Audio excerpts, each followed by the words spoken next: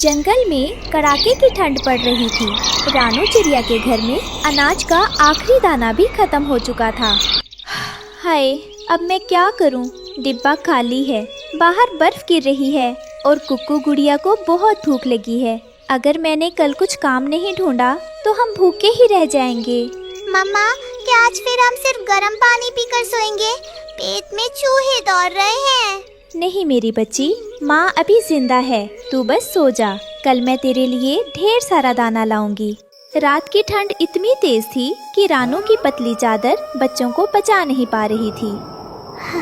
मम्मा, ये चादर तो बर्फ जैसी ठंडी है। मेरे पैर सुन्न हो रहे हैं। क्या हम जम जाएंगे? मेरे पास आओ बच्चों, एक दूसरे से चिपक कर बैठो। काश मेरे पास रुई खरीदने के पैसे होते तो मैं तुम्हारे लिए गरम रजाई बनाती। अगली सुबह रानू काम मांगने कालू कौवे के पास पहुंची। कालू भाई, आपके पास रुई का गोदाम है, क्या मुझे थोड़ा काम मिल सकता है? बदले में आप मुझे थोड़ी रुई दे देना। अरे रानू, तुम चिड़िया लोग सिर्फ मांगना जानते हो। रुई बहुत महंगी है, मुफ्त में कुछ नहीं मिलेगा। यहाँ से जाओ, मुझे अपनी गोरी के लिए मखमली बिस्तर बनाना है। रानू हरियाली तोती के पास मदद मांगने गई। हरियाली बहन, क्या आपके पास कोई पुराना बोरा या कपड़ा है? मेरे बच्चे बीमार हो रहे हैं। देखो रानू, व्यापार में कोई बहन भाई नहीं होता। 500 लगेंगे बोरे के। पैसे नहीं है तो रास्ता नापो, कीचड़ में सो जाओ, वहाँ मुफ्त में जगह मिलेगी। सब तरफ से दुत्कार पाकर रानू अपने सूखे खेत में जाकर रोने लगी।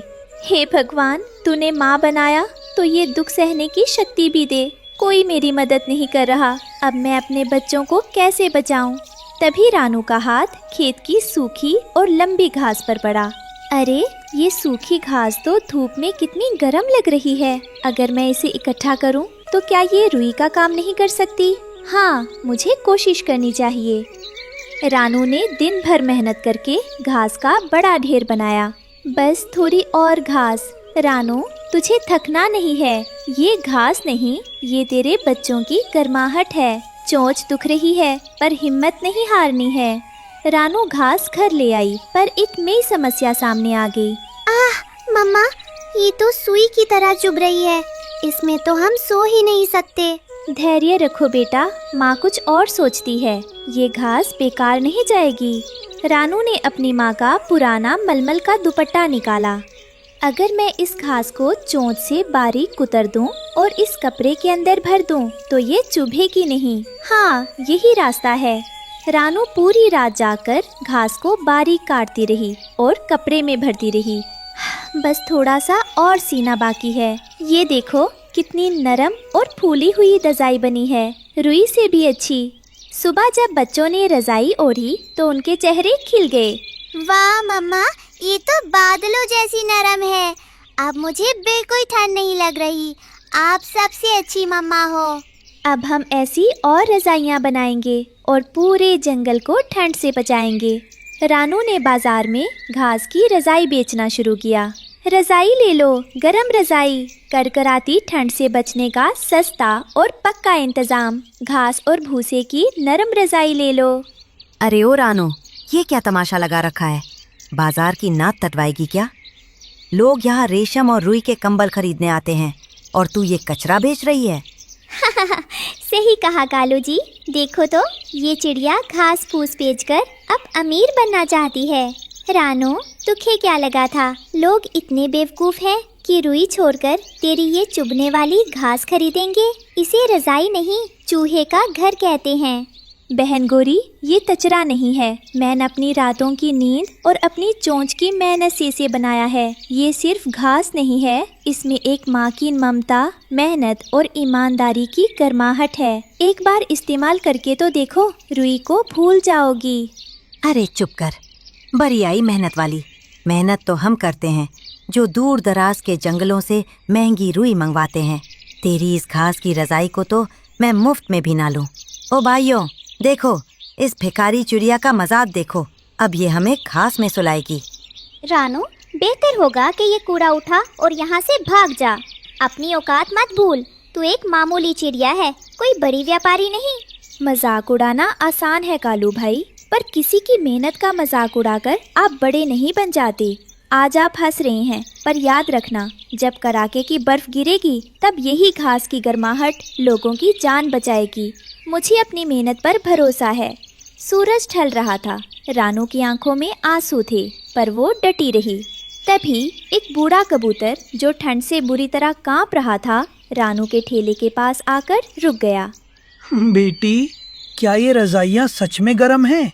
मेरे पास इतने पैसे नहीं हैं कि मैं कालू की दुकान से रुई का कंबल खरीद सकूं।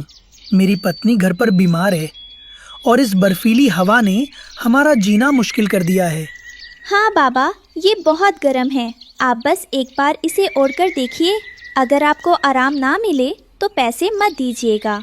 जैसे ही वो रज़ाई ओढ़ता है, उसके चेहरे पर सुकून आ जाता है और उसके शरीर की थरथराहट रुक जाती है। अरे, ये तो जादू है। बेटी, इतनी गर्माहट तो मैंने कभी रुई के कंबल में भी महसूस नहीं की। ये बहुत ही हल्की और बहुत ही प्यारी है। कालू कौवा दूर से चिल्लाते हुए कहता है, अरे बूढ़े बाबा, दिमाग खराब हो गया है क्या? घास के ढेर में पैसे बर्बाद कर रहे हो। कल खुजली होगी तो मेरे पास मत आना। चुप रहो कालू, तुम लोग सिर्फ चीज की चमक देखते हो, पर इस बेटी ने इसमें अपनी रूह डाली है। रानू बेटी, मुझे एक नहीं, ऐसी 3 रजाइयाँ दे दो। एक मेरे लिए, एक मेरी बीमार पत्नी के लिए और एक मेरे पड़ोसी के लिए जो खुले आसमान के नीचे सोता है। ये लीजिए बाबा, ये आपके लिए मेरा उपहार है। नहीं बेटी, ये तुम्हारी मेहनत की कमाई है। लोग आज तुम पर हंस रहे हैं, पर कल यही लोग तुम्हारी दुकान पर लाइन लगाएंगे। तुम्हारी ये घास की रजाई गरीबों का सहारा बनेगी। बूढ़े कबूतर की बातें सुनकर रानू को समझ आ गया था कि उसकी जीत की शुरुआत हो चुकी है। जल्द ही रानू की रजाइयाँ पूरे जंगल में मशहूर हो गईं। कालू और गोरी रानू के पास आए। रानू बहन, हमें माफ कर दो। हमने तुम्हारा मजाक उड़ाया, पर आज तुम्हारी इसी घास की रजाई की वजह से करीब पक्षी बच रहे हैं। क्या हम भी तुम्हारे साथ काम कर सकते हैं? ज़रूर तालू भाई, मेहनत करने वालों के लिए मेरे यहाँ हमेशा जगह है। रानू अब एक बड़ी रजाई फैक्ट्री की मालकिन बन गई थी। उसका घर अब पक्का और खुशहाल था। अरे बिटिया की कसम, नेकी ही असली मरहम। याद रखना बच्चों, जब इरादे नेक हो और मेहनत सच्ची हो तो सूखी घास भी मखमल बन जाती है। रानू की मेहनत ने पूरे जंगल को खुशहाल बना दिया था। हर घोंसले में घास की रजाई थी, पर एक दिन अचानक आसमान काला हो गया और ऐसी बर्फ गिरने लगी जो कभी नहीं पिघलती थी। रानू बहन, अनर्थ हो गया। उत्तर की पहाड़ियों से बर्फीला राक्षस जाग गया है। उसकी सांसें जहाँ पड़ती हैं, सब कुछ पत्थर की बर्फ बन जाता है। घबराओ मत तालू भाई, अगर हमारी इरादे नेक है तो कोई भी राक्षस हमारा रास्ता नहीं रोक सकता। ठंड इतनी तेज थी कि रानू की साधारण घास की रजाइयाँ भी ठंडी पड़ने लगीं। जंगल के पक्षी कांपने लगे। मम्मा, रजाई के अंदर भी बहुत ठंड लग रही है। क्या हम कभी इस ठंड से बच पाएंगे? बेटी, इस बार हमें सिर्फ घास नहीं, कुछ जादू ही चाहिए होगा। रानू मदद के लिए पुराने बरगद के पेड़ पर रहने वाले बूढ़े उल्लू के पास पहुंची।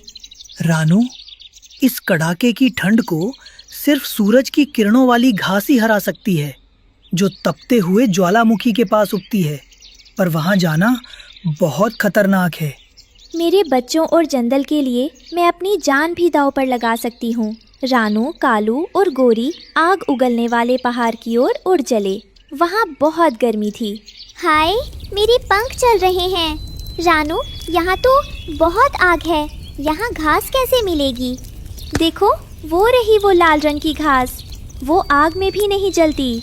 रानू ने वो लाल घास अपनी चोंच से काटी। उस घास को छूते ही रानू के शरीर में एक नई ऊर्जा आ गई। जल्दी चलो दोस्तों, हमें नई अग्नि रजाई बनानी होगी। वापस लौटकर रानू ने लाल घास को पुरानी घास के साथ मिलाकर नई रजाइयाँ सिलनी शुरू की। इस बार मैं इसमें अपनी ममता के साथ साथ सूरज की गर्मी भी भर दूंगी। अचानक एक विशाल बर्फीला राक्षस जंगल में आ पहुंचा। उसने अपनी ठंडी फूंक मारी, जिससे पेड़ जमने लगे।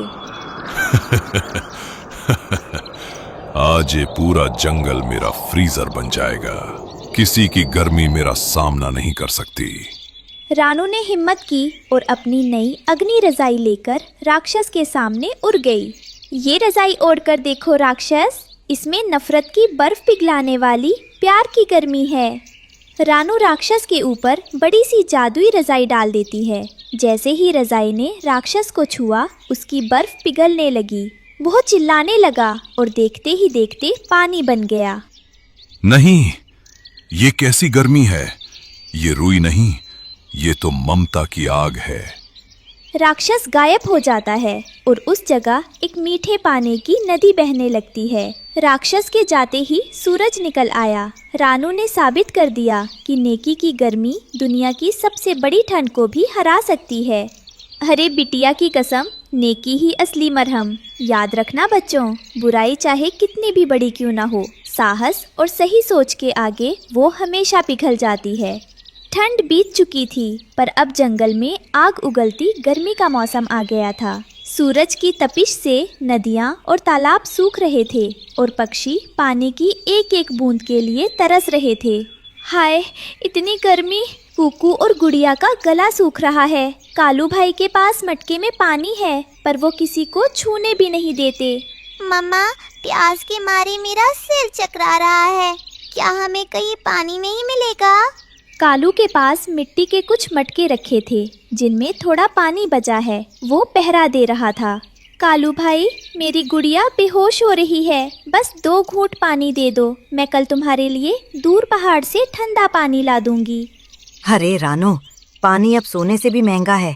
मुफ्त में प्यास बुझाना छोड़ दो। जाओ, कहीं और जाकर गड्ढा खोदो।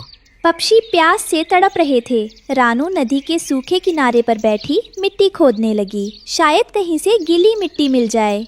हे भगवान, तूने सबको प्यासा क्यों रखा है? क्या इस जंगल में अब कोई नहीं बचेगा? रानू की चोंच अचानक एक चमकती हुई नीली मिट्टी से टकराती है। वो मिट्टी आम मिट्टी नहीं थी, वो ठंडी और रेशम जैसी मुलायम थी। रानू के दिमाग में एक आइडिया आया। अगर मैं इस मिट्टी से छोटे छोटे प्याले बनाऊं और उनमें ओस की बूंदें जमा करूं, तो शायद बच्चों की प्यास बुझ जाए। रानू रात भर जाकर अपनी चोंच और पैरों से उस नीली मिट्टी को आकार देती है। वो एक छोटा सा मटका बनाती है। रानू को बर्तन बनाना नहीं आता था, पर एक माँ की ममता ने उसे सबसे बड़ा कलाकार बना दिया। सुबह जैसे ही रानू उस खाली मटके को सूरज की पहली किरण के सामने रखती है, मटका खुद ब खुद ऊपर तक ठंडे और मीठे पानी से भर जाता है। ये क्या? ये मटका तो कभी खाली ही नहीं हो रहा। ये तो कुदरत का करिश्मा है। पूरे जंगल में खबर फैल गई कि रानू के पास एक ऐसा मटका है जो कभी खत्म नहीं होता। सभी पक्षी अपनी आखिरी उम्मीद लेकर रानू के दरवाजे पर जमा हो गए थे। रानू बहन, खुदा के लिए हमें थोड़ा सा पानी दे दो। सुबह से मेरी छोटी बच्ची ने एक बूंद भी नहीं पी है। उसका शरीर गर्मी से तप रहा है। अगर आज पानी नहीं मिला तो अनर्थ हो जाएगा। बिंदिया बहन, घबराओ मत। भगवान ने मेरी सुनी है तो वो सबको तृप्त करेगा। ये लो, सबसे पहले अपनी बच्ची को पिलाओ। रानू, हम सभी यहाँ हैं। मेरे बच्चों के पैर गर्मी से झुलस गए हैं और प्यास के मारे वो उड़ भी नहीं पा रहे। क्या सच में ये मटका कभी खत्म नहीं होता? हमें डर है कि हमारी पहुंच में तक पानी खत्म ना हो जाए। मम्मा, क्या मुझे सच में ठंडा पानी मिलेगा? मेरा गला बहुत सूख रहा है। हरियाली बहन, डरो मत। ये मटका मेरी मेहनत और माली की कृपा का फल है। इसमें प्यार भरा है और प्यार कभी कम नहीं होता। आइए भाइयों, कतार में आइए। ये पानी सबका है। आज जंगल का कोई भी परिंदा प्यासा नहीं रहेगा। रानू मटके से पानी निकालती है। मटका खाली होते ही पलक झपकते फिर से ऊपर तक भर जाता। पक्षी पानी पीकर चहचहाने लगते हैं। रानू बहन, तुम तो हमारे लिए फरिश्ता बनकर आई हो। धन्य है तुम्हारी ममता। रानू की छोटी सी झोपड़ी आज पूरे जंगल के लिए प्यास बुझाने का मंदिर बन गई थी। जहाँ कालू के मटके अहंकार से भरे और खाली थे, वही रानू का मटका नेकी की वजह से छलक रहा था। कालू का सारा पानी सूख गया और उसके मटके फूट गए। वो भी कांपते हुए रानू के पास आया। रानू, मैंने पानी छिपाया और आज मैं ही प्यासा हूँ। क्या तुम मुझे माफ करोगी? कालू भाई, जो बांटता है उसका भंडार कभी खाली नहीं होता। लीजिए, पानी पीजिए। रानू ने अब उस नीली मिट्टी से सबके लिए बर्तन बनाने शुरू किए। अब जंगल का हर पक्षी अपना पानी खुद जमा कर सकता था। रानू, तुम्हारी मिट्टी के बर्तन तो फ्रिज से भी ज़्यादा ठंडे हैं।